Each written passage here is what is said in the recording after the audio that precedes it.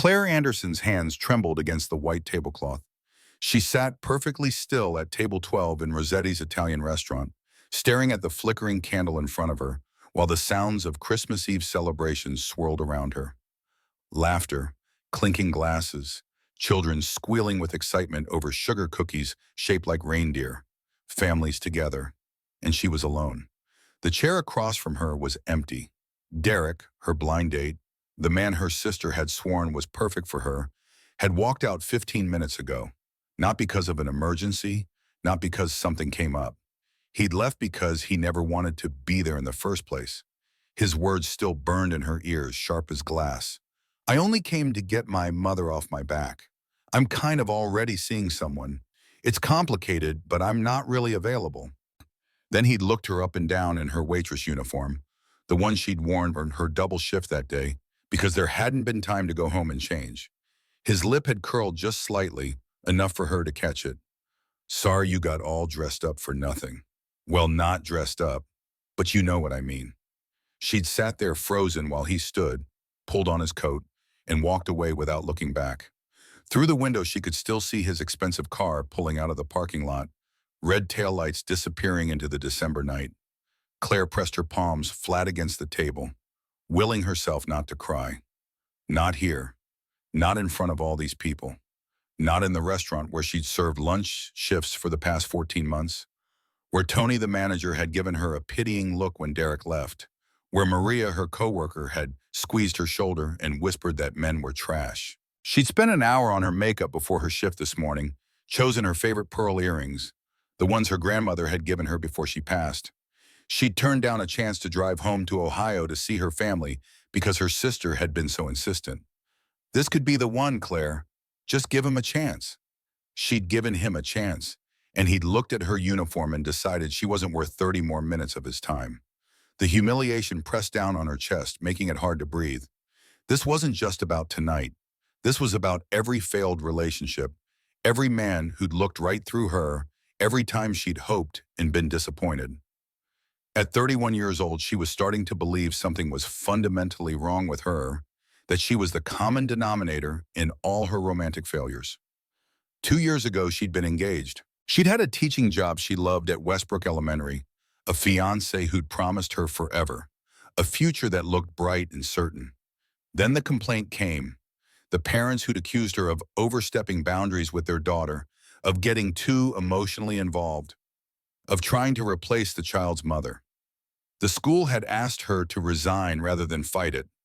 Nathan had called off the engagement 2 weeks later, saying he couldn't handle the drama, couldn't be with someone whose judgment was that questionable. Now she served pasta to families who'd never know she'd once had dreams of her own classroom, her own students. She worked doubles at Rossetti's and morning shifts at Dr. Patterson's medical clinic, and at the end of each month, she barely had enough left over after rent and student loans to buy groceries. A waiter passed by, giving her a sympathetic glance. He'd watched Derek leave. They all had. Claire blinked rapidly, but the tears were building anyway. Hot, insistent, unstoppable. She just needed 1 minute to compose herself. Then she'd clock back in for the evening rush, serve happy families their Christmas Eve dinners, and drive home alone to her studio apartment where she'd spend the holiday watching other people's lives through her window. But before that minute could pass, she heard a small voice. "Excuse me, are you okay?" Claire looked down. Standing beside her table was a little girl, maybe 5 or 6 years old, with wild blonde curls that stuck out in every direction and bright hazel eyes full of concern. She wore a red velvet dress with white trim and a small bow that was sliding out of her hair. Claire tried to compose her face, tried to force a smile through the tightness in her throat. I'm fine, sweetie. Thank you for asking." The little girl tilted her head, studying Claire with an intensity that felt almost adult, as if she could see straight through the lie to the broken pieces underneath. "But you look sad. My daddy says it's okay to be sad sometimes, but you shouldn't be sad all by yourself. That makes it worse." The simple wisdom of it cracked something open in Claire's chest. A laugh escaped, watery and broken, but genuine. "That's very wise advice. My daddy is very smart." The confidence in the child's voice was absolute. the kind of certainty only children possess before the world taught them to doubt. That's him over there. He's not very good at braiding hair, but he makes really good pancakes on Saturdays, and he does funny voices when he reads stories. Claire followed the girl's gesture and saw a man frozen in his seat 3 tables away, his face a mixture of mortification and concern. He was tall, probably mid-30s, with dark hair and kind eyes that even from a distance carried a weight she recognized. The weight of someone who'd known real loss.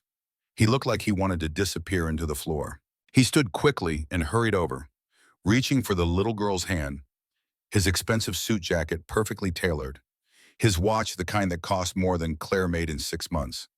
I am so sorry. She has absolutely no concept of boundaries. I do too have boundaries. I just don't like them. Despite everything, despite the humiliation still burning in her chest, despite the tears still threatening to fall, Claire laughed. Really laughed. Please don't apologize. She's wonderful. The man's shoulders relaxed slightly, but before he could respond, the little girl turned her attention back to Claire with the single-minded focus of a child on a mission. She tugged on his sleeve. Daddy, the lady is all alone on Christmas Eve. That's really sad. Can we eat dinner with her, please? Pretty please with sprinkles? The man's face flushed red, a flush that crept up from his collar to his hairline. Emma, sweetheart, we can't just invite ourselves to. It's okay. Claire surprised herself with the words. Really, you don't have to feel obligated.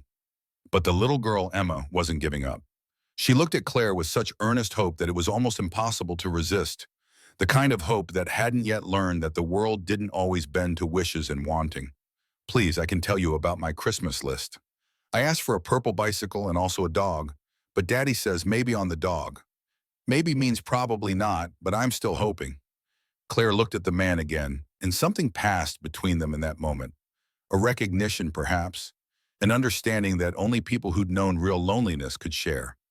His eyes held questions and caution, but also something softer, something that suggested he knew exactly what it felt like to sit alone in a crowded room and feel invisible. He extended his hand, and she noticed the slight tremor in it, as if he was as nervous about this as she was. I'm Marcus. Marcus is Sullivan. And this little negotiator is Emma. Everyone calls me Emma, the girl added quickly, her enthusiasm undimmed. Except Grandma when I'm in trouble. Then she says Emma Rose Sullivan in a really loud voice. Claire shook Marcus's hand. His grip was warm, steady, the hand of someone who'd learned to hold things together even when everything wanted to fall apart. I'm Claire Anderson. Marcus hesitated, and Claire could see him weighing the decision, could see the careful consideration of a man who'd learned to protect what mattered most. Then he smiled, a genuine kind smile that reached his eyes and softened the lines of worry around them. Would you like some company? No pressure at all, but I'm told the breadsticks here are the best in the whole wide world. Claire looked at them, this earnest man with kind eyes and his irrepressible daughter in her red velvet dress, and felt something shift in her chest, something that felt dangerously like hope, like the possibility that maybe Christmas Eve didn't have to be the worst night of her life after all. I'd like that very much. Emma insisted on sitting between them. She climbed into the chair Derek had vacated 20 minutes ago, the chair that had represented rejection and humiliation, and immediately launched into a detailed explanation of why Rapunzel was obviously the best Disney princess. She has the longest hair and also a chameleon named Pascal, who changes colors and doesn't judge people. Marcus caught Claire's eye and mouthed an apology over Emma's head, but Claire shook her head, smiling. The truth was, Emma's enthusiasm was exactly what she needed. A distraction from the humiliation still sitting heavy in her stomach, from the voice in her head that kept replaying Derek's dismissive tone when he looked at her uniform. The waiter appeared, Tony himself, looking relieved to see Claire was no longer alone. His expression said he'd been worried about her, that he'd seen what happened and wanted to help but hadn't known how. Can I start you folks off with some drinks? Hot chocolate. Emma announced this as if it were a royal decree. With extra marshmallows, please. And can you make them into a snowman shape? Tony grinned, the kind of grin that said he'd been working in restaurants long enough to know that kids like Emma made the job worthwhile. I'll see what I can do. After they'd ordered, breadsticks for the table as promised, along with pasta for Emma, chicken parmesan for Marcus, and lasagna for Claire, an awkward silence settled over them. The kind of silence that came when strangers realized they'd committed to an evening together without knowing what to say. Marcus cleared his throat. So I know this is probably weird, and you absolutely don't have to explain anything. But are you okay? That guy who left? Claire made a decision. Honesty seemed easier than pretending, easier than constructing elaborate lies about why she'd been sitting alone in a restaurant on Christmas Eve looking like her world had ended. Blind date, my sister set it up. He showed up 20 minutes late and informed me he was only here to appease his mother. Apparently, he's kind of seeing someone, but came anyway just so he could tell his mom he tried. Marcus's jaw tightened, a muscle jumping in his cheek. Whatever he was thinking, it wasn't polite. That's, I don't even have words for how horrible that is. It's Christmas Eve. Claire's voice cracked slightly, despite her best efforts to keep it steady. I turned down dinner with my family for this. I actually thought, she stopped herself, shaking her head. The rest of that sentence, the admission of how much hope she'd carried into tonight, felt too pathetic to say out loud. That man is a jerk face. Emma declared this with such conviction, such absolute certainty in her moral judgment, that both adults burst out laughing. Marcus tried to sound stern, but he was fighting a smile. Emma, we don't call people jerk faces. But he is one, Daddy. He made Miss Claire sad on Christmas Eve. That's what jerk faces do. You're not wrong, sweetheart, but we still can't say it. Can I think it really loud? Yes, you can think it as loud as you want. Claire wiped her eyes, surprised to find she was smiling through the tears. Thank you, Emma, for defending my honor. Emma reached across the table and patted Claire's hand with such solemnity it was almost comical, the gesture of a tiny adult trying to comfort someone much larger than herself. You're welcome. My daddy says good people shouldn't be sad, and you seem like a really good people. The breadsticks arrived, and Emma immediately grabbed one, declaring it the best in the whole wide world, just as she'd promised. Between bites, she peppered Claire with questions, each one fired off with the rapid intensity of a child who'd never learned to filter curiosity. What's your favorite color? Green, like this dress. Do you like dogs? I love dogs. Do you think Daddy should let me get a dog? Marcus interjected quickly, his voice carrying the weariness of someone who'd had this conversation many times. Emma, you can't recruit strangers to your cause. She's not a stranger anymore, Daddy. She's Miss Claire. That's different. Claire found herself relaxing for the first time all evening. There was something disarming about Emma's unfiltered enthusiasm, something that made it impossible to stay trapped in her own spiral of self-pity. Something healing about Marcus's quiet kindness, the way he looked at his daughter with such obvious love, such fierce protectiveness. When their entrees arrived, the conversation flowed more naturally. Marcus asked about her work, and Claire explained she was actually between careers, that she worked at Rossetti's and also at a medical clinic in the mornings. She didn't mention the teaching, didn't want to explain the whole complicated mess of what had happened at Westbrook. 2 jobs. Marcus's voice carried respect, not pity. That's impressive. It's necessary. Claire kept her voice light, but there was truth underneath it. Student loans don't pay themselves. His face lit up when Emma started talking about starting kindergarten in the fall, how she was already practicing her letters, how she wanted to learn everything about everything. I can write my whole name, EMMA. It's not a very long name, but I'm very good at it. That's impressive. Claire meant it genuinely. Most kids Emma's age were still working on their first names, still figuring out the difference between letters and numbers. Daddy says I get my smartness from my mommy. Emma said this matter-of-factly, then took another bite of pasta as if she hadn't just referenced something heavy, something that carried weight. Claire saw something flash across Marcus's face. Pain, quickly hidden. She didn't press, sensing there was a story there he wasn't ready to tell, a wound that hadn't fully healed.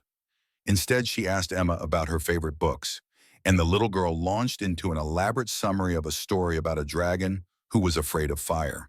Marcus jumped in occasionally to correct timeline details, And Claire found herself genuinely enjoying the chaos of their dynamic. The way Emma's imagination ran wild, and Marcus tried to gently guide it back to reality. The way they moved around each other like a team, like people who'd been doing this dance together for a long time. When Emma excused herself to go to the bathroom with Ruth, Marcus's mother, supervising from a distance, Claire sat back in her chair and took a deep breath. An hour ago, she'd been on the verge of breaking down. Now she was laughing, actually laughing. How had this happened? Marcus returned with Emma, who had somehow convinced him to let her get dessert. Just a small one, it's Christmas Eve. We can break the rules a little. Rules are made to be broken. Emma said this with the wisdom of someone who'd heard it said many times. Grandma Ruth says that all the time. Grandma Ruth says that when she sneaks you extra cookies, not as a life philosophy. Claire found herself telling them about her family, her older sister, who meant well, but was constantly trying to fix Claire's love life. Her parents, who lived in Charlottesville and still treated her like she was 18. She told them about the little boy in one of her former classes who'd insisted on bringing his pet rock to show and tell every single week. Former classes?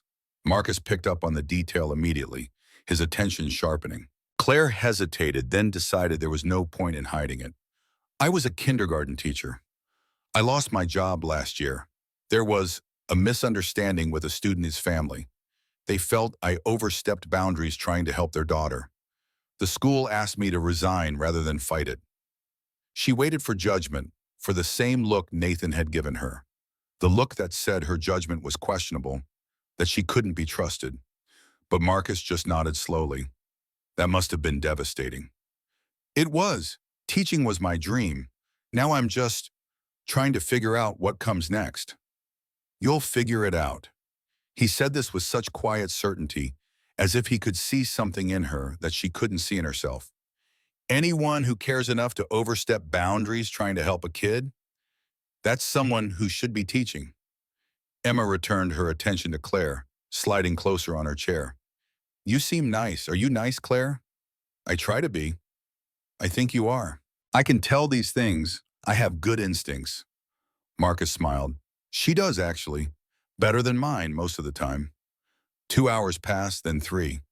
Claire had forgotten what it felt like to be part of something, to sit at a table and feel like she belonged there. Emma eventually started to fade, her enthusiastic chatter slowing down, her eyes beginning to close. I'm not tired. I'm just resting my eyelids. Marcus smiled softly, the kind of smile that said he'd heard this before many times, that he knew his daughter's tells.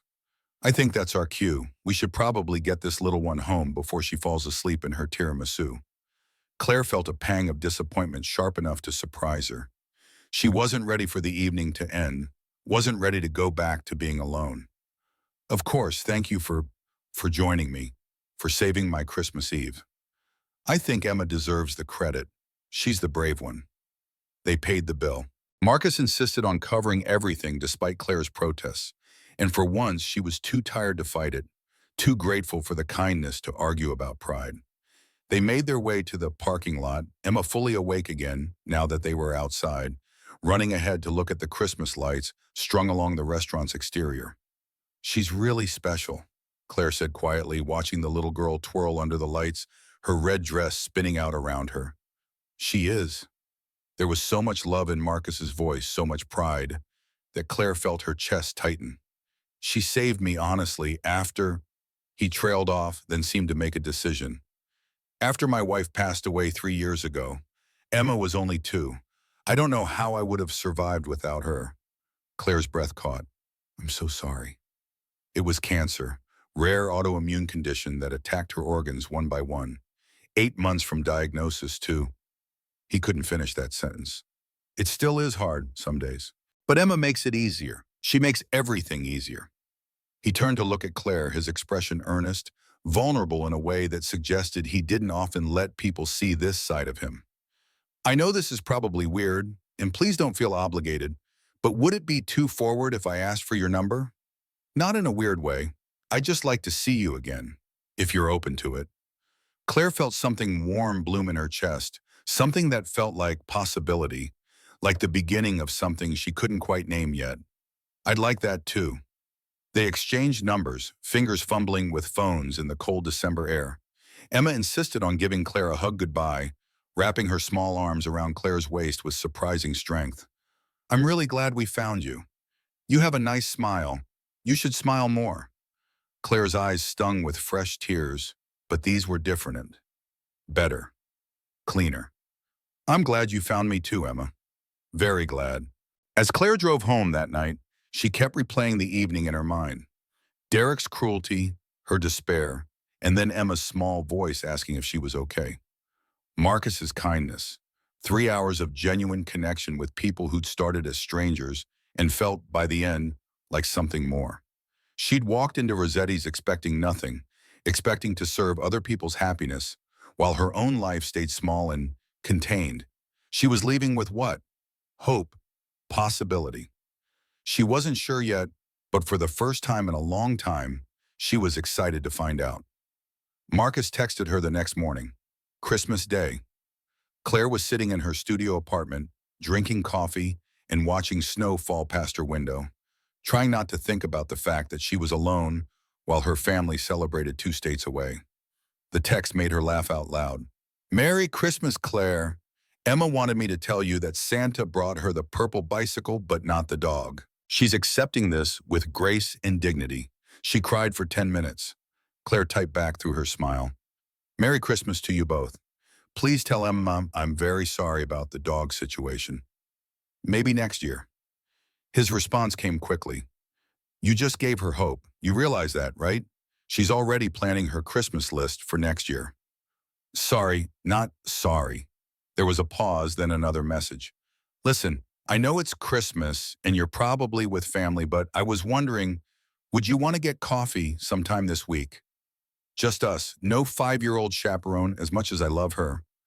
Claire's heart raced as she typed her response. "I'd love that." They met at a small cafe near the James River on December 27th. Marcus arrived 5 minutes early, looking nervous in a way that Claire found endearing.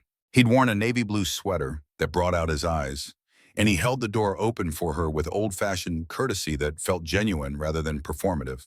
They ordered coffee and found a table by the window where weak winter sunlight filtered through. And then they talked. They talked about everything. Marcus told her about meeting his wife Sarah in college, about how they'd built a life together in Richmond.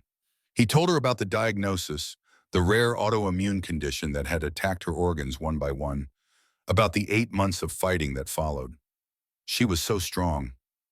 Even at the end, she was thinking about Emma, about making sure I knew how to braid her hair, what songs she liked before bed, how to handle the nightmares.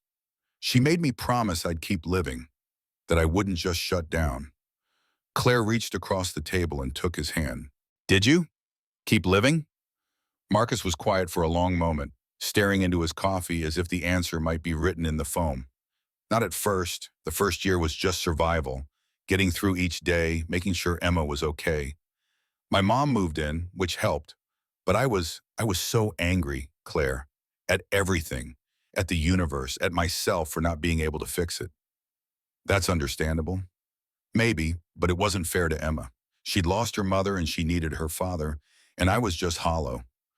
Working 18-hour days at the Heat-O company, using business as an excuse to not feel anything." He looked up, meeting Claire's eyes. "But Emma kept pulling me back. She'd ask me to read stories, to play tea party, to watch cartoons. And eventually I started to feel things again, started to remember what joy felt like." Then it was Claire's turn. She told him about her string of failed relationships, about the men who'd been emotionally unavailable, or still hung up on exes, or simply not interested in anything serious. She told him about Nathan, about being engaged and having it fall apart the moment things got difficult, about Derek and the humiliation of Christmas Eve, though now with distance it felt less devastating, more like a bad memory that was already starting to fade. I was starting to think I was the problem, that maybe I was asking for too much or expecting things that don't exist. Marcus leaned forward, his voice firm with conviction. "You're not the problem, Claire. Trust me on that. Those men were idiots who couldn't recognize what was right in front of them." That's a kind thing to say. It's a true thing to say. They stayed at that cafe for 4 hours until the barista started giving them pointed looks about closing up. When they finally left, walking to their cars in the dimming afternoon light, Marcus turned to Claire. Can I see you again? Soon? Yes, please. Their second date was near New Year's Eve at the public ice skating rink downtown. Emma came along, bundled up in a pink coat and matching hat with a pom-pom on top. Claire hadn't skated since high school, and she wobbled dangerously on the ice until Marcus caught her arm. They made a wobbly circle together, all three of them holding hands, Emma giggling every time one of them nearly fell. This is the best New Year's ever. Even better than last year when Grandma Ruth let me stay up till 9. As midnight approached, Marcus looked at Claire. Can I? She nodded. Their first kiss was gentle, tentative, the kiss of two people who'd been hurt before and were learning to trust again. Emma squealed between them. Ooh, but also yay. Claire drove home that night feeling something she hadn't felt in years. Like maybe the future didn't have to look like the past. Like maybe there were second chances waiting in unexpected places. In restaurants on Christmas Eve. In the brave questions of little girls who saw sadness and couldn't walk away. The next afternoon, Ruth pulled Claire aside at Marcus's house while he was getting Emma ready for bed. The older woman's eyes were shrewd, assessing, not unkind but not soft either. You seem like a good person, Claire, but you should know something. What? Ruth's expression was serious. My son has been through hell. Emma is his entire world. He doesn't trust easily anymore. But he trusts you. That means something. She paused, choosing her words carefully. It also means if you hurt him, hurt them, I won't forgive it. Emma's already calling you by your first name. She's attaching. So I need to know, are you in this? Really in this? Claire swallowed hard. Yes, I am. Ruth studied her for a long moment, and Claire had the sense that she was being weighed, measured, evaluated against some internal standard that only mothers possessed. Finally, Ruth nodded. Good, because they deserve someone who stays. Then, more gently, also, you should know, people will talk about the difference between you two. Marcus won't care, but you need to be ready for that. Claire's stomach tightened. What difference? Ruth's expression said she knew Claire understood exactly what she meant. You know what I mean, dear. Claire nodded, not trusting herself to speak. Because yes, she knew. She'd noticed Marcus's expensive watch, his tailored clothes, the casual way he'd paid for dinner without looking at the check. She'd noticed, and she'd been trying not to think about what it meant. Ruth squeezed her shoulder. Just be prepared, that's all I'm saying. The rest will work itself out if it's meant to. Claire left that evening with Ruth's words ringing in her ears. People will talk. The difference between you two, as if love came with a checklist of qualifications, as if the size of your bank account determined who you were allowed to care about. She thought about Derek looking at her uniform with contempt, about Nathan who'd loved her until her life got messy, about every time someone had looked at her and found her lacking. And then she thought about Emma asking if she was okay, about Marcus saying she wasn't the problem, about 4 hours in a cafe talking about everything and nothing, about ice skating and wobbly circles and a kiss at midnight that felt like a promise. Maybe Ruth was right. Maybe people would talk. But maybe, just maybe, some things were worth fighting for anyway. January brought a rhythm that felt almost normal, as if three strangers meeting on Christmas Eve could build something real from nothing but hope and timing. Marcus texted Claire every morning before she left for her clinic shift. Nothing elaborate, just small observations about Emma's latest pronouncement on the nature of clouds or the inherent unfairness of bedtime. Claire found herself checking her phone between patients, smiling at messages that made her feel seen in ways she'd forgotten were possible. Their dates followed a pattern Marcus seemed to have carefully constructed. Dinner on Wednesday evenings when Ruth could watch Emma. Saturday afternoons at the park where Emma fed ducks and asked philosophical questions about why water was wet. Sunday mornings at the pancake house where Emma insisted on sitting between them, narrating her dreams from the night before with the intensity of someone recounting an epic journey. Claire noticed things about Marcus in those early weeks, the way he always ordered for Emma first, anticipating what she'd want before she asked, how he carried hand sanitizer and Band-Aids in his jacket pocket, prepared for scraped knees and sticky fingers. The careful way he talked about Sarah, not avoiding her memory but not dwelling there either, as if he'd learned the exact balance between honoring the past and living in the present. She noticed other things too. The black credit card he used without looking at prices. The way restaurant hosts greeted him by name at places where a single entree cost more than Claire made in a day. The Tesla parked in his driveway, the penthouse address he'd mentioned casually, the fact that Emma's extensive toy collection looked like a department store had exploded in their living room. But Marcus never made her feel less than. When she suggested a pizza place instead of the French restaurant he'd mentioned, he'd agreed immediately. When Emma spilled juice on Claire's thrift store dress and Claire's face went tight with worry about the stain, he just handed her a club soda and a towel without commenting on the dress's obvious age. Valentine's Day fell on a Wednesday. Marcus cooked dinner at his place while Emma was at Ruth's for the evening. Claire arrived to find candles on the dining table, music playing low, and Marcus in the kitchen, wearing an apron that said, "Kiss the chef," that Emma had clearly picked out. "I'm not a great cook." His hands were flour dusted, his hair slightly mussed. "But I can manage pasta without burning down the building." The meal was simple: spaghetti carbonara, garlic bread, salad from a bag.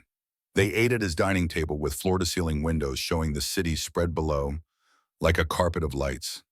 Claire tried not to think about how his apartment was larger than some houses, how the art on his walls probably cost more than her car. After dinner, they moved to the couch. Marcus poured wine into glasses that looked antique, delicate. "I need to tell you something." Claire's stomach dropped. Here it came, the revelation that this had been fun, but wasn't serious, that she was a temporary distraction from his grief, that someone like him couldn't really be with someone like her. "I haven't dated anyone since Sarah died. You're the first woman I've even wanted to try with." His voice was quiet, uncertain. "I'm probably doing this all wrong. Moving too fast or too slow, or just wrong." Relief made her dizzy. "You're not doing it wrong. Emma's already attached to you. If this doesn't work out, it'll hurt her. I need to know you're serious about this." Claire set down her wineglass, turned to face him fully. "I'm serious. I'm terrified, but I'm serious." "Why terrified?" She gestured vaguely at the apartment, the view, the life he'd built. "Because this isn't my world. Because I serve food and you own hotels. Because every time someone sees us together, I can feel them wondering what you're doing with me." Marcus took her hand, his thumb tracing circles on her palm. "You think I care about any of that?" "I think you should." Her voice came out sharper than intended. "I think you should care that people will judge you for being with the help." "Claire." He waited until she met his eyes. "I don't give a damn what people think. I care about Emma. I care about you. Everything else is just noise." They kissed then, soft and searching, the kind of kiss that asked questions neither of them had answers for yet. Later, in his bedroom with moonlight striping the sheets, Claire felt the careful way he touched her, as if she were something precious he was afraid of breaking. She fell asleep with her head on his chest, listening to his heartbeat, feeling something like peace settle into her bones. March brought warmer weather and Emma's insistence that they visit the zoo. The three of them walked through exhibits while Emma narrated everything she saw with enthusiastic inaccuracy. "Look, Daddy, that monkey is eating a banana exactly like how you eat bananas. He's not peeling it all the way first, either." Marcus looked at Claire, mock offense painted on his face. "I'm being judged by my own daughter and a monkey. This is a new low. For what it's worth, I also don't peel my bananas all the way first. Finally, someone understands me." At the penguin exhibit, Emma pressed her face against the glass, watching two penguins waddle side by side across the rocks. "Look, they're holding flippers just like you and Claire hold hands." Marcus glanced down, suddenly aware that he and Claire were in fact holding hands. They'd done it without thinking, their fingers interlacing naturally as they walked. "She's right. We are like the penguins. Penguins mate for life, you know." Claire felt her face flush as soon as the words left her mouth. "Not that I'm saying. I didn't mean to imply." Marcus squeezed her hand, smiling in a way that made her stomach flip. "I know what you meant, and for the record, I like penguins." Something settled into place between them in that moment, unspoken but understood. This wasn't just dating. This was building something that neither of them wanted to name yet, but both of them could feel taking shape. solid and real, and maybe permanent. April brought complications in the form of recognition.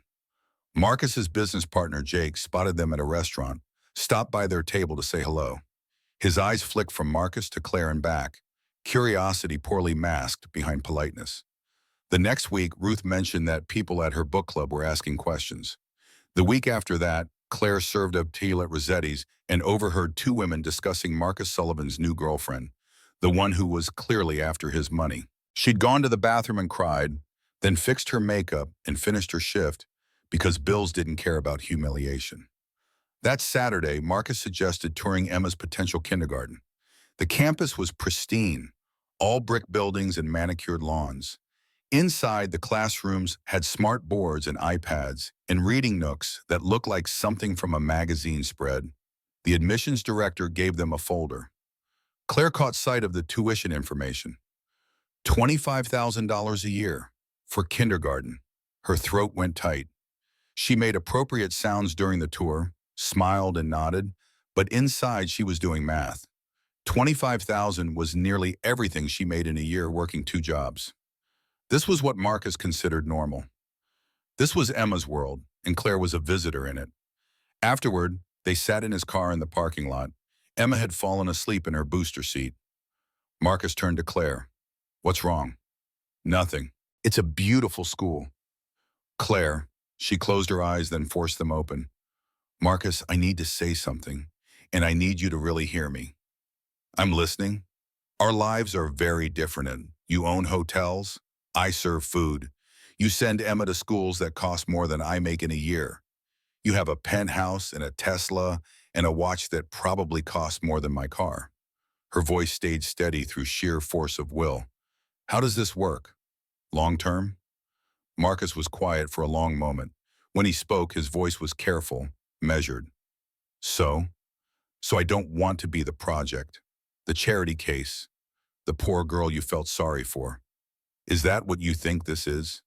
His voice held something sharp now, almost angry.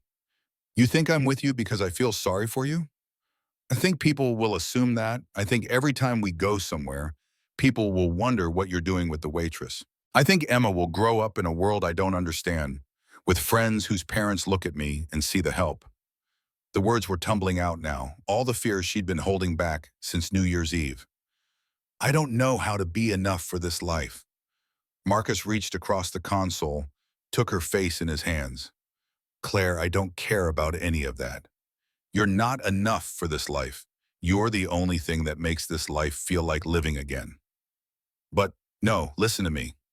His eyes were intense, serious. "I'm falling in love with you. Not because I feel sorry for you, not because I'm trying to save you or fix you, because you make me laugh, because Emma lights up when you're around, because you see me, not the money or the hotels or the rest of it, just me." Claire felt tears building, hot and insistent. "I'm scared." "So am I, but we'll figure it out. Together. Okay?" She nodded, not trusting her voice. He kissed her then, gentle and sure, a promise made without words. May brought Emma's kindergarten spring recital. Claire sat next to Ruth in the auditorium, watching Emma dressed as a bright red tulip, waving enthusiastically when she spotted them in the crowd. Ruth leaned over, her voice pitched low under the opening music. "Emma tells me you got a new job. Teaching at a small school?" "Part-time, yes. I'll still work some shifts at the clinic, but it's a start." Ruth nodded slowly. "Marcus is proud of you. He talks about it constantly.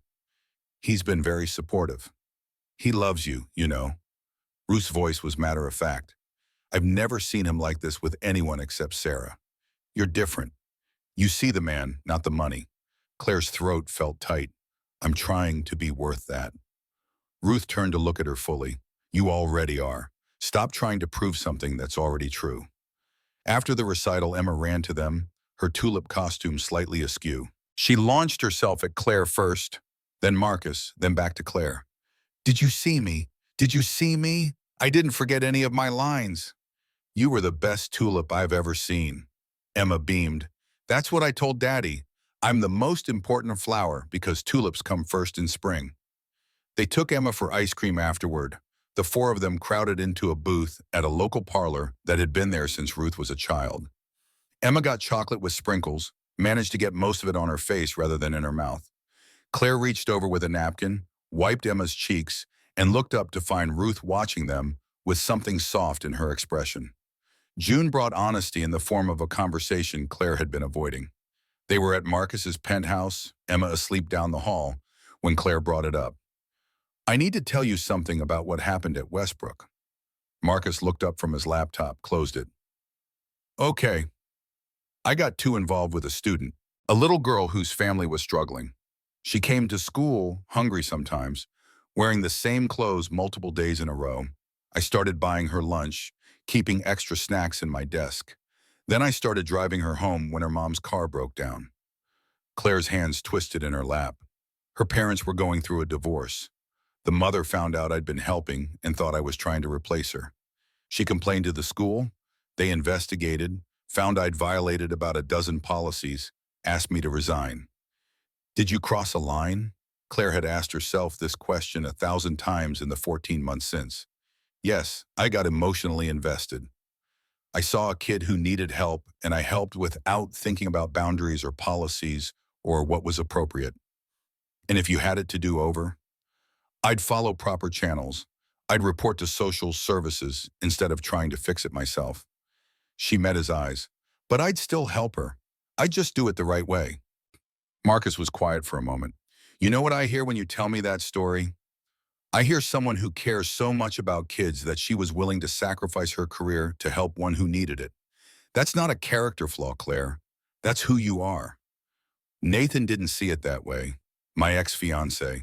When the school asked me to resign, he called off our engagement, said he couldn't be with someone whose judgment was that questionable. Then Nathan was an idiot who didn't deserve you. Claire felt something loosen in her chest, something that had been clenched tight since the day she'd cleaned out her classroom. You really believe that? I really believe that. July brought a trip to Marcus's beach house in the Outer Banks. Emma was beside herself with excitement, listing all the things they were going to do before they'd even finished packing the car. Build sandcastles, look for shells, swim in the ocean, eat ice cream every single day because Daddy said rules could be broken at the beach. The house was beautiful in a way that made Claire's chest ache. 3 stories of windows facing the ocean, a deck that wrapped around the entire structure, rooms decorated in whites and blues that looked professionally staged. Ruth had driven separately, arriving an hour after them with a trunk full of groceries and the kind of organizational efficiency that suggested she'd done this many times before. The first day was perfect. Emma built sandcastles with architectural precision that made Marcus beam. That's my girl. Strong foundation, good structural support. Daddy, it's a sandcastle, not a building. All castles are buildings, sweetheart, even sand ones. Claire helped Emma collect shells, sorting them by color and size into elaborate categories that only made sense to a 6-year-old mind. Ruth watched from her beach chair, reading a mystery novel, but occasionally glancing up with something that looked almost like approval in her expression. The second evening, after Emma had fallen asleep and Ruth had volunteered to stay with her, Marcus asked Claire if she wanted to walk along the beach. The moon hung low over the water like a silver coin. The waves were gentle, rhythmic, soothing. They walked in comfortable silence for a while, shoes dangling from their hands, feet sinking into cool wet sand. Finally, Marcus spoke. I need to tell you something. Claire stopped walking, turned to face him. You don't have to if you're not ready. I want to. You deserve to know, and I need to say it out loud to you. He took both her hands in his. I'm not trying to replace Sarah. I could never do that, and I wouldn't want to. She'll always be Emma's mother. But I think there's room in our lives for more love. For you, if you want that. Claire felt tears spill down her cheeks, warm against the cool night air. I want that so much. It won't always be easy. Emma has nightmares sometimes. She asks about her mom, wonders why she had to die. I'm still figuring out how to be both parents, how to answer questions I don't have answers for. His voice roughened, and I'm terrified of screwing this up, of letting her down, of letting you down. You won't, and even if you did, we'd figure it out together. That's what people do when they... She stopped, realizing what she was about to say what she'd been feeling for weeks but hadn't named. When they what? Claire took a breath, dove in. When they love each other. The words hung in the air between them, enormous and fragile and true. Marcus's face transformed, something raw and beautiful breaking across his features. You love me? Yes, I love you both. I didn't expect it to happen this fast, but it did, and I'm not sorry. Marcus pulled her into his arms, holding her so tightly she could feel his heartbeat against her chest, fast and hard and real. I love you too, Claire. God, I love you too. They stood there for a long time, wrapped in each other's arms, while the waves rolled in and the moon watched overhead. Claire felt the last piece of her broken heart click back into place, felt something shift in her chest that felt like coming home after a long journey through unfamiliar territory. August arrived with Emma's 6th birthday and a level of excitement that was almost audible. The party was held at a public park Marcus had reserved for the afternoon, complete with a bouncy castle, a face painter, and more cupcakes than any group of children could reasonably consume. Claire had helped Marcus plan everything, laughing at his stress over whether they'd ordered enough juice boxes. It's a birthday party, not a military operation. Tell that to 6-year-olds when they run out of juice. The party was chaotic success. Emma ran around with her friends, her face painted like a butterfly, her laughter carrying across the park on warm summer air. Ruth managed the gift table with the efficiency of a seasoned general. Marcus spent most of the afternoon making sure no child fell out of the bouncy castle. As the party wound down and parents started collecting their exhausted children, Emma found Claire sitting at one of the picnic tables. She climbed onto Claire's lap without asking, her small body warm and sweaty and smelling like sunscreen and sugar. Did you have fun? The best fun ever. This was the best birthday ever. I'm so glad, sweetie. Emma was quiet for a moment, playing with Claire's hair, her fingers gentle and contemplative. Then she looked up, her hazel eyes serious. Claire, can I ask you something? Of course. Anything. Are you going to come to all my birthday parties? Like, every single one? Claire's heart stuttered in her chest. I'd like that very much, if you want me to. I do want you to. I want you to come to all of them. Forever and ever. Emma paused, her little face scrunching up in concentration. I want you to be my family. Like how Grandma Ruth is my family. Can you be my family too? Claire felt tears building, hot and insistent. Oh, Emma. Because I love you. And Daddy loves you too. I can tell. And you love us, right? So you should be my family. That's how it works. Claire wrapped her arms around Emma more tightly, burying her face in the little girl's hair. I love you so much. Then you should be mine. Can you be mine? Claire looked over Emma's shoulder and saw Marcus watching them from across the park. Their eyes met, and even from a distance she could see the emotion on his face. The hope and fear and love all mixed together. Yes, I can be yours. I want to be yours. Emma pulled back, satisfied. Good, that's settled then. Later that night, after Emma had crashed from sugar overload and Ruth had gone home, Marcus pulled Claire close on the couch. She asked me earlier if you could be her family. She wanted to know if that was allowed, if it was okay for her to love you like that. What did you tell her? I told her it was more than okay. I told her it was wonderful. He kissed Claire's forehead, his lips warm against her skin. She sees what I see, that you're special, that you're meant to be with us. You make it easy. September brought settling in. Claire had been part of their daily routine for 9 months now, woven into the fabric of their lives in ways that felt permanent. She had a drawer at Marcus's place, a toothbrush in his bathroom. Emma called her by her first name naturally now, though sometimes she'd slip and say something that sounded almost like Mama before quickly correcting herself. Claire's teaching job had started in late August, part-time at a small progressive school that paid less than Rossetti's but made her feel like she was doing what she was meant to do. Marcus had celebrated with champagne and an enthusiasm that made her feel seen, valued, worthy. I'm so proud of you. It's just part-time. It doesn't pay much. But you're doing what you love. That's what matters.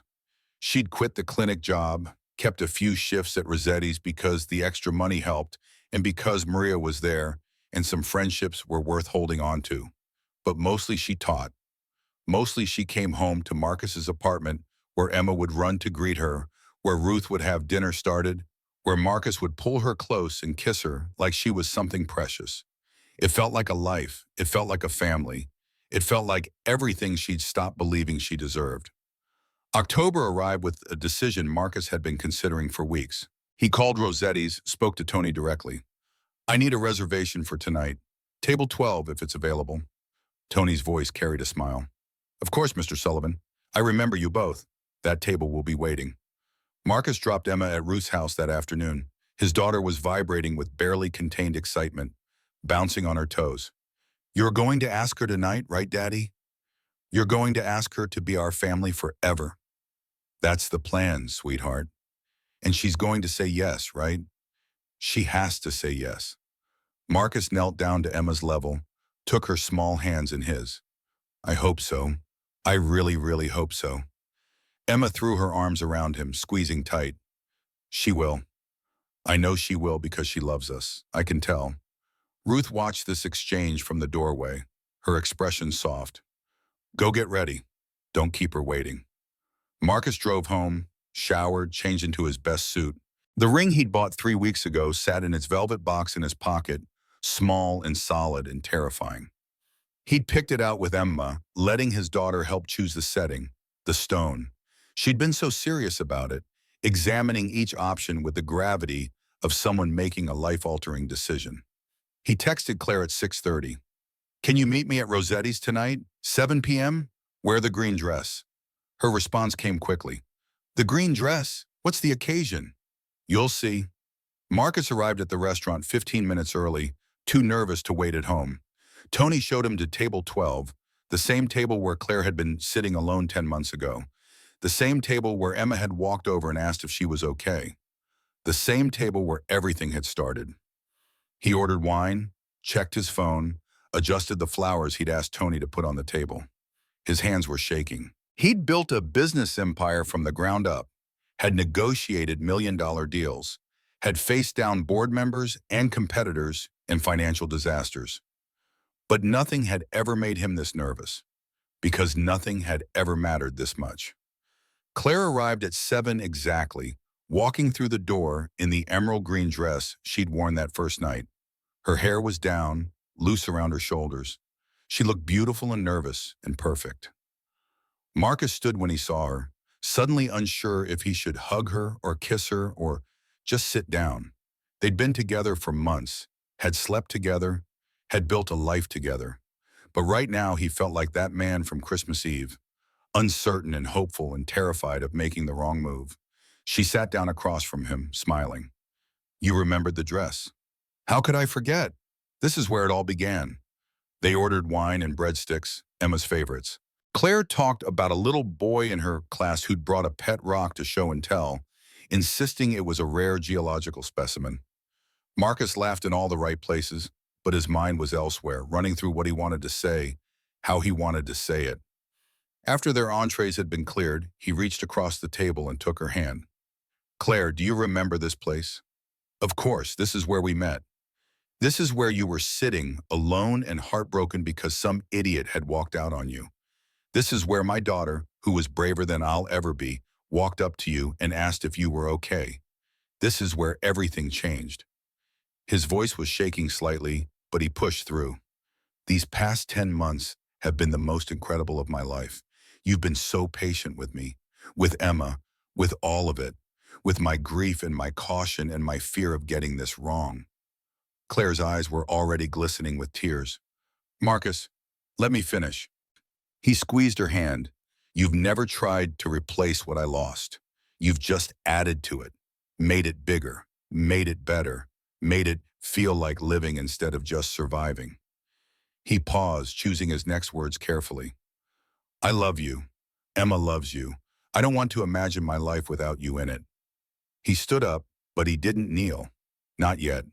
Claire watched him, her expression a mixture of hope and confusion and something that looked like Poe fighting to break free. "I'm not asking you to marry me, not tonight." He saw her face do something complicated, saw the flicker of disappointment quickly masked.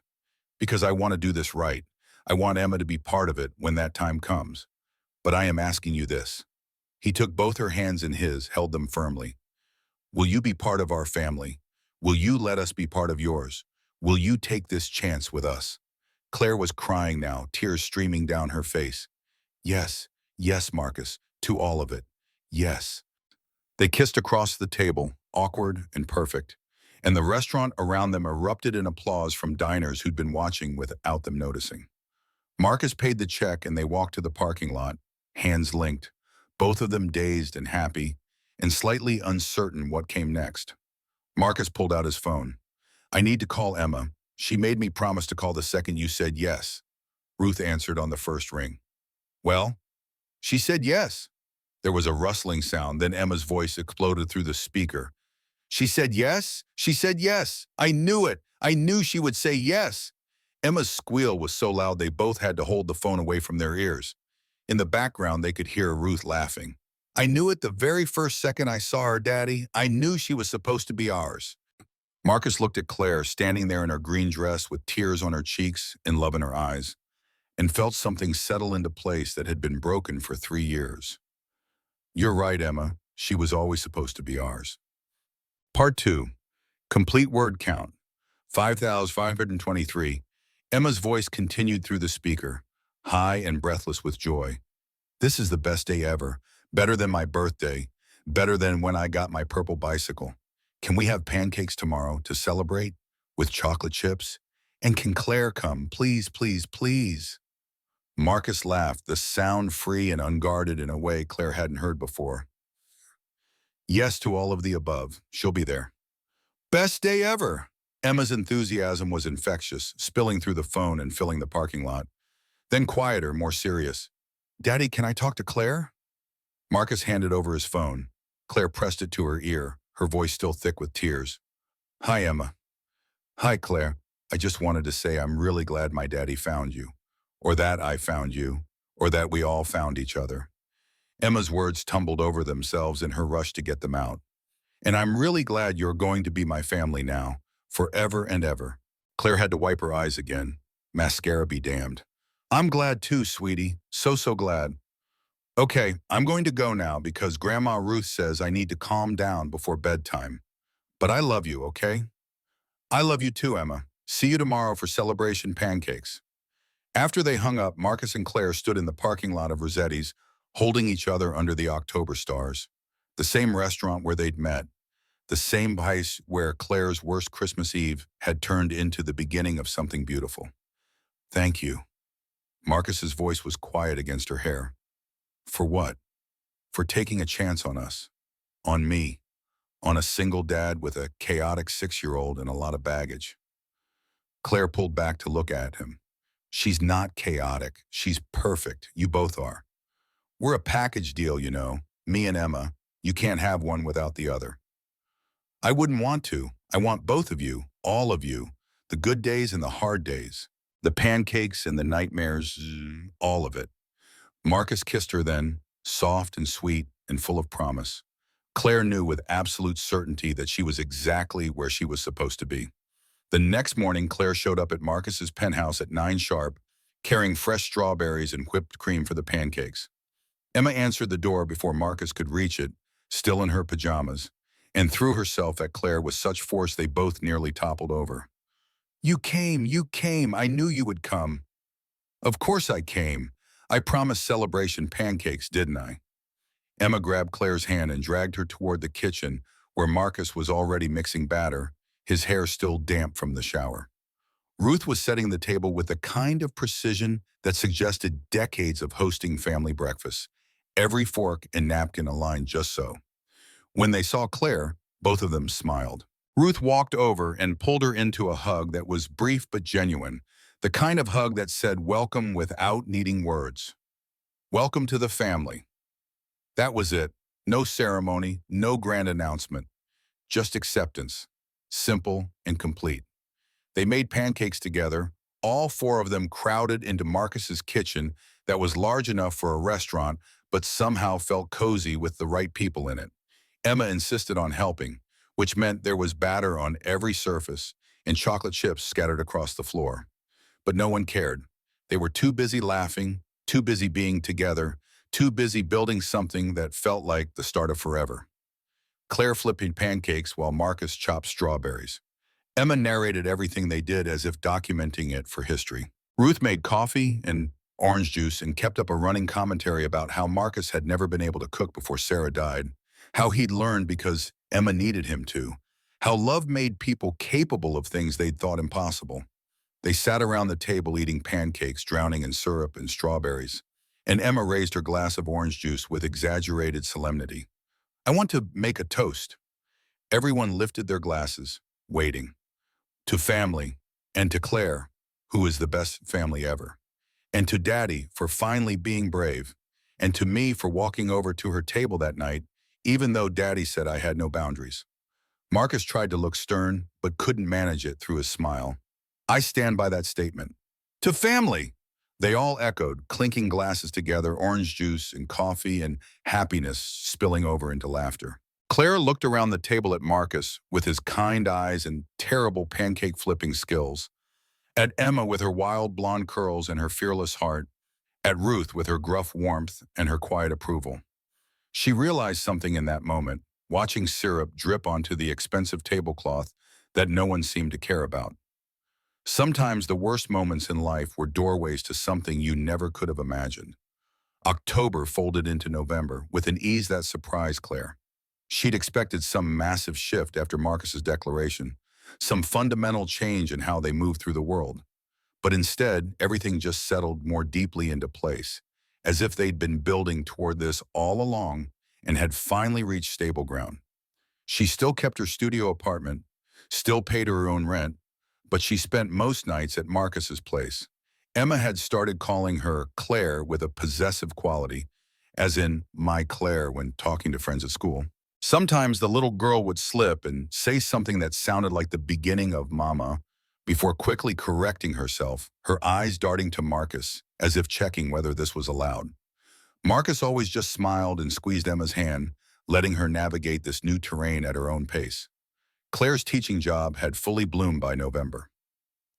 The small progressive school where she worked valued creativity over standardization, gave her freedom to design lesson plans that actually engaged her students.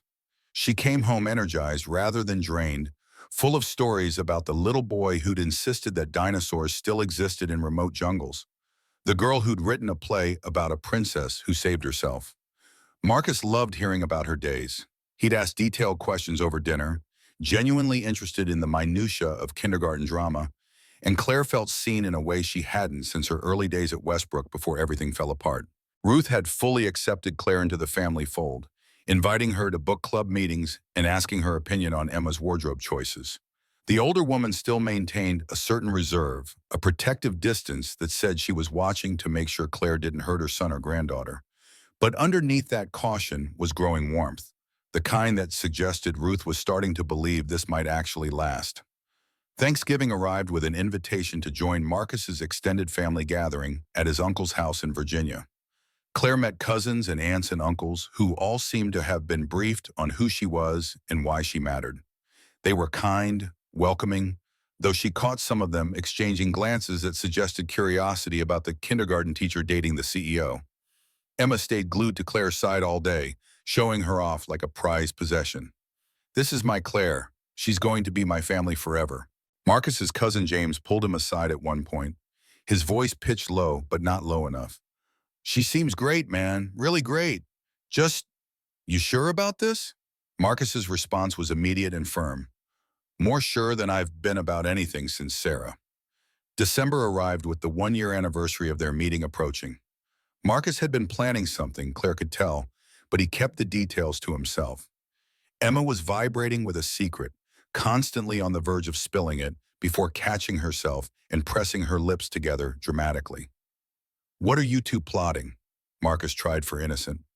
"Nothing." "You're terrible liars," Emma giggled. "That's what Grandma Ruth says, too." Christmas Eve arrived and Marcus insisted they dress nicely. "We're going somewhere special." "Where?" "You'll see." They drove to Rossetti's, and Claire felt her chest tighten with recognition. This was where it had started. This was where Emma had seen her crying, and decided loneliness was unacceptable. This was where her life had split into before and after. Tony greeted them at the door, his smile knowing. Mr. Sullivan, Miss Anderson, welcome back. And Miss Emma, you've grown. Emma beamed at being remembered. I'm 6 now. I was 5 last time. A whole year older. Very impressive. Tony winked at Claire. Table 12 is ready for you. They were led through the restaurant, past tables full of families celebrating Christmas Eve, past the spot where Derek had walked out, past the memories of humiliation and heartbreak. When they reached table 12, Claire stopped. It was the same table. The exact same table where she'd sat alone a year ago, where Emma had approached her, where Marcus had been 3 tables away, watching his daughter's bravery with mortification. Now they were sitting together, all 3 of them, the empty chairs filled with family instead of absence. Emma looked around with satisfaction. This is where I found you, right, Claire? This is exactly where you found me. They ordered dinner, Emma insisting on breadsticks and hot chocolate with marshmallows shaped like snowmen. Marcus kept glancing at Claire with an expression she couldn't quite read, nervous and excited and tender all at once. After their entrees arrived and Emma was absorbed in her pasta, Marcus cleared his throat. Claire, do you remember what today is? Christmas Eve, 1 year since we met. 1 year since Emma walked up to you and changed 3 lives forever. He reached across the table, took her hand. A year ago, I was a workaholic widower who'd forgotten how to feel anything real. Emma was growing up watching her father go through the motions of living without actually being alive, and you were convinced something was fundamentally broken inside you. Emma looked up from her pasta, suddenly paying close attention. But Emma saw kindness and courage in a heart that had room for 2 strangers. Marcus's voice was shaking slightly. This year has been the hardest and best of my life. You walked into our chaos and didn't run. You fought through every doubt, every judgment, every moment of feeling like you didn't belong. Claire's tears were falling freely now. She didn't bother wiping them away. You proved to everyone, including yourself, that you're not just enough. You're everything. He paused, then stood up. Emma immediately scrambled off her chair and came to stand beside him, reaching into her dress pocket and pulling out a small velvet box. The restaurant around them went quiet, other diners noticing what was happening. Marcus took the box from Emma, then knelt beside the table with his daughter standing next to him. Claire's breath caught in her throat. Claire Anderson, will you marry me? Will you be Emma's mother, not replacing Sarah but adding to our family? Will you let us be yours forever? Emma couldn't contain herself anymore. Please say yes. We picked the ring together. It has a diamond and everything. Claire was sobbing now, unable to speak through the tears and joy and overwhelming rightness of this moment. She nodded frantically, then managed to choke out words. Yes, yes, 1,000 times yes. Marcus opened the box with shaking hands. The ring was beautiful and simple, a single diamond that caught the candlelight and threw it back in a dozen directions.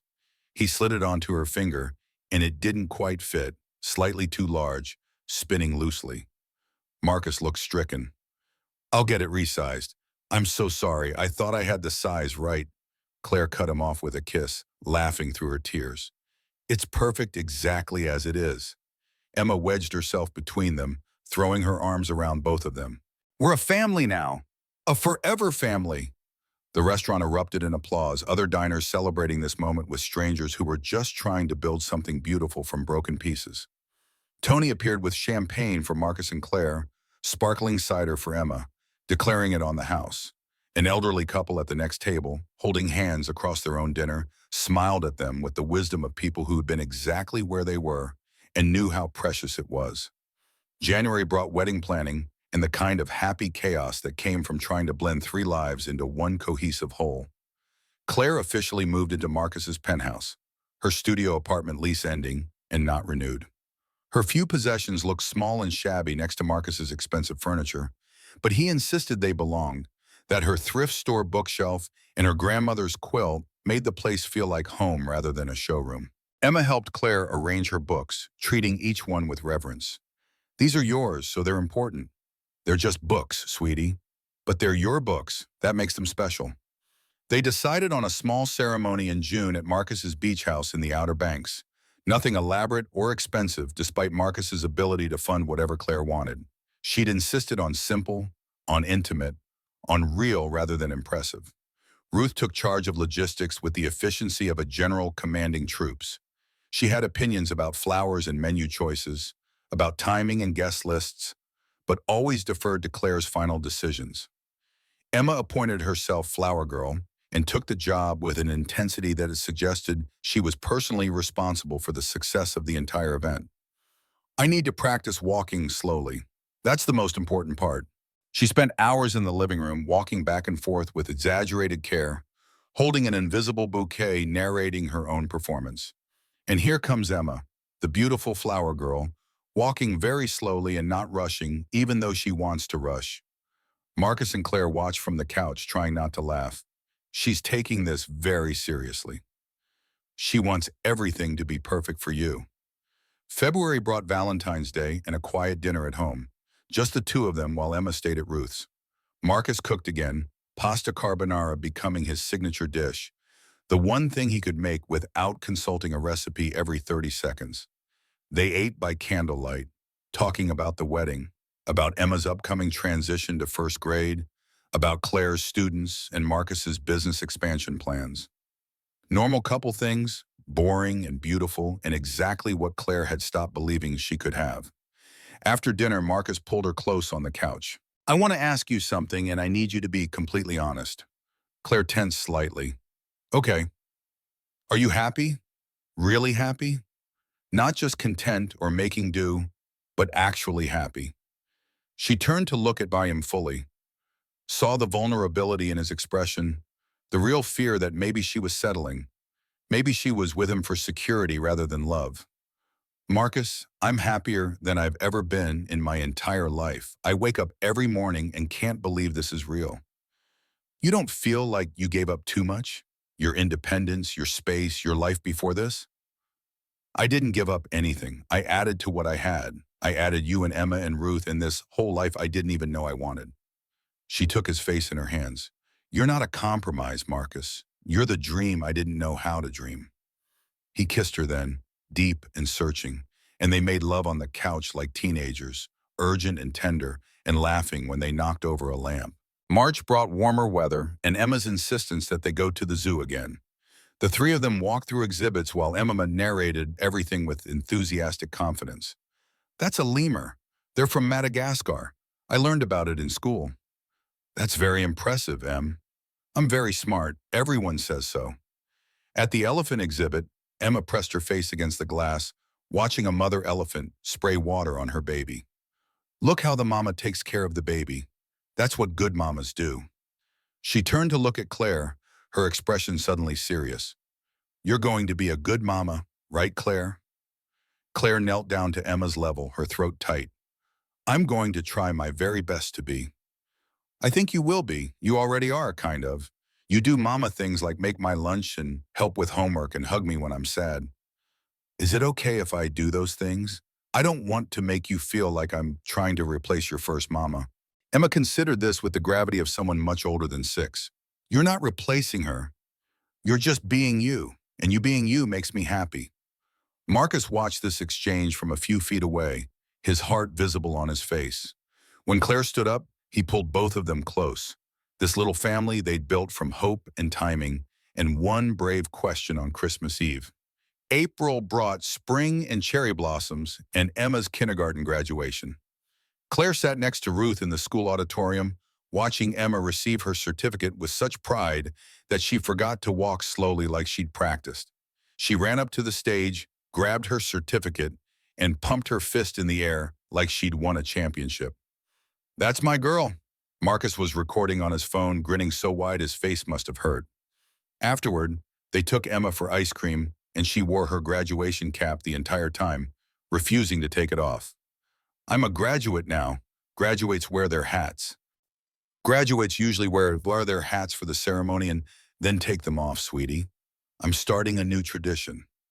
May brought final wedding preparations in a kind of happy stress that came from trying to coordinate travel for extended family. Marcus's relatives from Boston were flying in. Claire's parents and sister were driving from Ohio. Ruth was managing the catering, the flowers, the photographer, all with the kind of efficient competence that made Claire grateful someone else was handling logistics. Claire spent a Saturday afternoon at a bridal shop with her sister Sarah, trying on dresses. Nothing felt right. Everything was too elaborate, too expensive, too much like she was playing dress-up in someone else's life. Sarah held up another dress, this one covered in beading. What about this one? I look like a disco ball, a very expensive disco ball. Claire sank onto the fitting room bench, suddenly overwhelmed. I don't belong in any of these dresses. They're for fancy people, and I'm just me. Sarah sat beside her, took her hand. Claire, you're marrying a millionaire CEO. You're allowed to wear a fancy dress. But that's not who I am. I'm a kindergarten teacher who buys her clothes at thrift stores. I don't know how to be the woman who wears these dresses. Then don't be. Be yourself in whatever dress feels like you. Sarah squeezed her hand. Marcus isn't marrying you because he wants you to be someone else. He's marrying you because of who you already are. They found the dress at a small boutique on the way home. Simple white cotton, fitted but not tight, no beading or lace or anything that felt like costume. When Claire tried it on, Sarah started crying. This is it. This is you. Claire looked at herself in the mirror and saw herself, not some fantasy version, just herself in a beautiful white dress, and felt something settle into place. This was right. This was real. June arrived with perfect weather, all blue skies and gentle ocean breezes. The day before the wedding, Claire stood on the deck of Marcus's beach house watching the sunset over the Atlantic. She heard footsteps behind her and expected Marcus, but it was Ruth who came to stand beside her. Nervous? Terrified, but in a good way. Ruth nodded slowly, staring out at the ocean. Sarah would have liked you. Claire turned to look at the older woman, surprised. Ruth rarely mentioned her late daughter-in-law, preferring to show her grief through action rather than words. I mean it. Sarah made Marcus promise to keep living, to find happiness again. She'd be glad he found you. Ruth's voice was thick with emotion she rarely showed. You're good for him. Good for Emma. You make them happy. They make me happy too. I know, that's how I know this is real. Ruth turned to face Claire fully. When you first started coming around, I was suspicious. I thought maybe you were after his money, or maybe you'd leave when things got hard. But you've proven me wrong about every doubt I had. She reached out and squeezed Claire's hand. Welcome to the family. Really and truly welcome. The wedding day dawned clear and warm, the ocean calm, the beach perfect. Claire woke up in one of the beach house guest rooms, her sister already awake and fussing with coffee and breakfast. Big day, how do you feel? Like I'm about to marry the love of my life. Good answer. They spent the morning getting ready, Claire's mother doing her hair while her sister did her makeup. Simple and natural, nothing overdone, just Claire looking like the best version of herself. When she put on the white dress, her mother's eyes filled with tears. My baby girl, all grown up and getting married. Mom, I'm 31. I've been grown up for a while. You'll always be my baby girl. The ceremony was set for late afternoon when the heat would break and the light would turn golden. Guests gathered on the beach, chairs arranged in rows on the sand, an arch of driftwood and wildflowers marking the spot where Claire and Marcus would exchange vows. Emma was ready hours early, her red dress pressed and perfect, her flower basket clutched in both hands. She'd insisted on red, a callback to the velvet dress from Christmas Eve, and Marcus had agreed immediately. Whatever Emma wanted for this wedding, Emma got. Ruth had gotten ordained online specifically for this purpose, surprising everyone with the announcement. If I'm giving my blessing, I'm doing it officially. Claire waited in the beach house with her father, watching through the window as guests took their seats. She could see Marcus already standing under the arch, his suit perfectly tailored, his expression nervous and hopeful, and so full of love it made her chest ache. Ready, sweetheart? Her father offered his arm. More than ready. They walked down a makeshift aisle of sand and shells, Emma going first with exaggerated care, scattering flower petals with the focused intensity of someone performing brain surgery.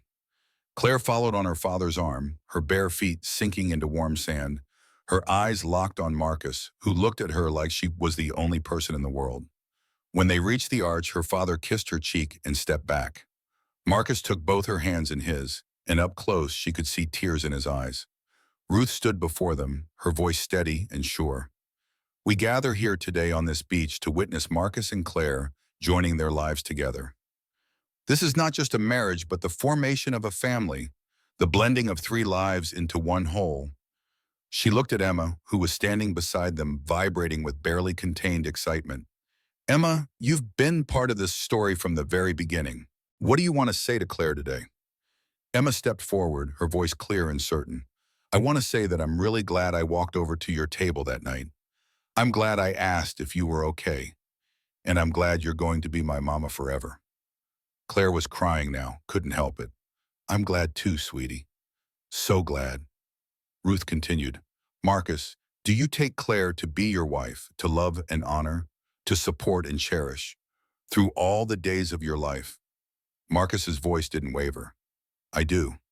Claire, do you take Marcus to be your husband, to love and honor, to support and cherish, through all the days of your life? I do. Ruth smiled, then turned to Emma. And Emma, do you accept Claire as your mama, to love and respect, to learn from and grow with? Emma's voice rang out clear and joyful. I do. Everyone laughed, the sound carried away on ocean wind. Then by the power vested in me by the internet, and by the love I have for this family, I pronounce you husband and wife. Marcus, you may kiss your bride. They kissed while Emma squeezed between them, refusing to be left out of this moment she'd helped create. The small gathering of family and friends applauded, and Claire felt everything click into place, every broken piece of her past suddenly making sense because they'd led her here to this beach, to this man, to this child, to this family. The reception was on the deck, fairy lights strung between posts, music playing softly from speakers Marcus had set up. They ate and danced and toasted to new beginnings. Emma fell asleep on Ruth's lap halfway through, exhausted from the excitement, her red dress rumpled and her face peaceful. As the sun set and painted the sky in shades of orange and pink, Marcus pulled Claire away from the party, led her down to the beach. They walked to the water's edge, stood with waves lapping at their feet, the sound of celebration fading behind them. Mrs. Sullivan, he tested the name, smiled at how it sounded. That's me. Any regrets? Not even for a second. She leaned into him, felt his arms come around her. You? Only that I didn't find you sooner. They stood there in the fading light, two people who'd been broken and had learned to be whole, two people who'd met by accident and built something by choice. Behind them, their family celebrated. Before them, the ocean moved endlessly, constant and sure. Claire thought about the woman she'd been 18 months ago, sitting in a restaurant on Christmas Eve, convinced she was fundamentally flawed. That woman felt like someone from another life, someone she barely recognized, because that woman hadn't known that sometimes the worst moments are doorways to the best ones. That sometimes you have to sit alone and feel broken before a child with wild blonde curls walks over and asks three words that change everything. Marcus kissed her temple, his voice soft against her skin. What are you thinking about? About how we got here, about Emma seeing me crying and deciding loneliness was unacceptable, about how one question from a 6-year-old changed 3 lives. 5 lives, Marcus corrected gently. Don't forget my mom and your family. Ripples go farther than we think. Claire turned in his arms to face him, framed his face with her hands. I love you. I love Emma. I love this life we've built. I love that I get to wake up every morning and choose this, choose you, choose us. Choose us every day. His voice was fierce with feeling. For the rest of our lives, choose us every day. Deal. They walked back to the party hand in hand, husband and wife, ready to start this next chapter. Emma woke up when she saw them, ran to meet them halfway, and they scooped her up together. The 3 of them stood there on the beach as the last light faded, wrapped in each other's arms, and Claire felt something settle into her bones that felt like peace, like home, like everything she'd ever wanted without knowing how to name it. Later that night, after the guests had gone and Emma was tucked into bed and the house was finally quiet, Claire and Marcus stood on the deck, looking at stars scattered across the night sky. The ocean moved beneath them, constant and eternal, A reminder that some things lasted beyond single moments, beyond individual choices, beyond even the people who made them. Marcus pulled Claire close and she rested her head on his chest, listening to his heartbeat. Steady, sure, real. Thank you. His voice was quiet, meant just for her. For what? For saying yes that first night. For taking a chance on us. For being brave enough to believe you deserve this. Claire smiled against his shirt. Thank you for letting a strange little girl walk up to my table. For not being the kind of person who would have dragged her away. Emma's always known things I was too scared to see. She saw you needed us and we needed you. All in about 30 seconds. Smart kid. Gets it from her mothers. The words still made Claire's breath catch. Mothers, plural. She was someone's mother now, Emma's mother. Not replacing Sarah, but standing beside her memory, loving the same child from different places, different times, different forms of forever. They stood there holding each other while the ocean moved and the stars watched, and somewhere inside the house, Amma slept peacefully, secure in the knowledge that she had two parents who loved her and loved each other. Ruth was in the guest room, probably reading her mystery novel, content that her family had grown in ways she'd once thought impossible. This was family. Not perfect, not without scars and histories and complications, but real and chosen and built with intention. This was what happened when someone was brave enough to ask if you were okay, and you were brave enough to say yes to the help that followed. Claire closed her eyes and made a silent promise to that woman from Christmas Eve, the one who'd thought she was broken. You weren't broken, you were just waiting, and it was worth the wait. Marcus's arms tightened around her, and she knew he was thinking something similar, remembering the man he'd been a year and a half ago, hollow and going through motions, convinced the best parts of his life were behind him. They'd both been wrong. The best parts were every ordinary morning and evening that followed, filled with pancakes and homework and bedtime stories, and the kind of love that didn't announce itself with fanfare but showed up quietly, day after day, choosing to stay. The moon rose higher, full and bright, turning the ocean silver. Music drifted from a neighbor's house, someone else's celebration joining theirs across the summer night. Claire breathed deep, tasting salt air and possibility, feeling Marcus's heartbeat against her cheek, and knew with absolute certainty that she was exactly where she belonged. Tomorrow they'd wake up as a married couple. They'd make breakfast, and Emma would demand pancakes because she always demanded pancakes after important events. Ruth would make coffee and offer unsolicited opinions about wedding details that could have been better. They'd pack up and drive home to Richmond, and regular life would resume, unglamorous and beautiful. But tonight, on this beach where they'd promised forever, under stars that had witnessed countless other promises across countless other years, they held each other and felt the weight of what they'd built. Not just a marriage, but a family. Not just a relationship, but a home. Not just love, but the daily choice to keep loving even when it was hard, even when it was boring, even when it was just two people and a child navigating ordinary life together. The ocean whispered against the shore, ancient and patient, and Claire thought about all the people throughout history who'd stood on beaches like this one, making promises they hoped to keep. Some of those promises had lasted, some had broken, but they'd all started the same way, with hope and intention in the belief that this time, this person, this love might be the one that lasted. And sometimes, if you were very lucky, if you were brave enough to let a little girl ask if you were okay, if you were willing to build something slow and careful and real, sometimes those promises did last. Sometimes they lasted forever. Claire opened her eyes and looked up at Marcus, found him already looking down at her, and saw her whole future in his expression. The ordinary days and extraordinary moments, the challenges they'd face and overcome together, the family they'd continue building with every choice to show up, to stay, to love even when it was hard. Ready to go inside? His voice was soft, reluctant to break this perfect moment. In a minute. I just want to stand here a little longer and remember exactly how this feels. How does it feel? Claire considered, searching for words adequate to the fullness in her chest. Like coming home after a long journey. like finding something I didn't even know I'd lost, like the beginning of everything. Marcus kissed the top of her head. That's exactly what it is. The beginning of everything. They stood there a few minutes more, not speaking, just being, and then walked inside together to begin the rest of their lives. The door closed behind them, shutting out the ocean and the stars, closing them in with sleeping child and comfortable beds and all the ordinary magic of family life. Outside, the ocean kept moving, patient and eternal. The stars kept watching, distant and bright. And somewhere in the universe, other people were sitting alone in restaurants, convinced they were broken, not yet knowing that sometimes all it takes is one brave question to change everything.